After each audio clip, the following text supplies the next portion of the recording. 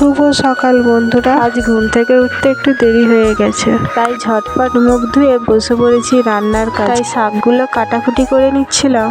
এইবারে শাকটা এনেছে এত বাজে, শাকের আঁটির ভিতরে অনেক শাকের পাতা পচে গলে গিয়েছে, তাই একটু বেছে নিচ্ছিলাম। ঝটপট তো কেটে নিচ্ছিলাম, কারণ বাড়িতে বাচ্চা আছে, তাকে তো সময় মতন খেতে দিতে। এদিকে মেয়ের দুষ্টুমিটা দেখো, কাটা শাকগুলোকে মগের মধ্যে রেখে খেলা করছে। এরকম দুষ্টুমি এবারে সবসময় চলবে। আর যেসব বাদবাকি শাকগুলো ছিল সেগুলোও তো কেটে নিচ্ছিলাম, তাড়াতাড়ি করতে তো হাতটাও একটু কেটে গেল। আবার মেয়ের দুষ্টুমি শুরু হয়ে গেছে। ওকে আর কি বলবো বলো, আর কোনো বাচ্চা নেই যে তার সঙ্গে খেলবে, একটুখানি দুষ্টুমি করছে করুক। এদিকে তো সবকিছু কাটা হয়ে গেছে। এই যে লম্বা লম্বা সবজিটা দেখছো, এইটা খেতে জানো তো কিছুটা পেঁপের মতো। সবজিগুলো তো ধুয়ে নেবো। আর এদিকে মেয়েকে চান করাবো বলে তো জলটা গরম বস করিয়ে দিয়েছি। নেপালে একটু গরম থাকলেও জলটা জানো তো ঠান্ডা, একটু হালকা গরম করে নিচ্ছি। আমাদের দেশে যেমন রবিবার ছুটির দিন, আজকে তো শনিবার, এখানে ছুটির দিন, তাই মেয়ের মাথায় একটু শ্যাম্পু দিয়ে দিচ্ছিলাম। মেয়ে তো আমাকে চান করাতে দেবেই না, সে একা একা চান করবে।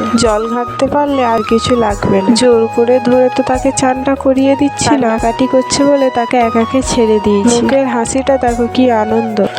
এদিকে চানটাও তো হয়ে গিয়েছে। এদিকে মেয়ের তো সব জামা কাপড় কেচে নিয়ে চলে আসছে। ওর জামাগুলো একটা একটা করে আমার হাতে তুলে দিচ্ছিল, আমি তো সেগুলো মিলে দিচ্ছিলাম। আমি জানো তো ভাবছিলাম এই সেই দিন আমার ছোট্ট মেয়েটা, আজকে সে মায়ের হাতে হাতে কাজ করছে। ভিডিওটা তো এতটুকুই, আবার দেখা হবে পরের কোনো ভিডিও। আমার আর আমার মেয়ের তরফ থেকে সকলকে টাটা।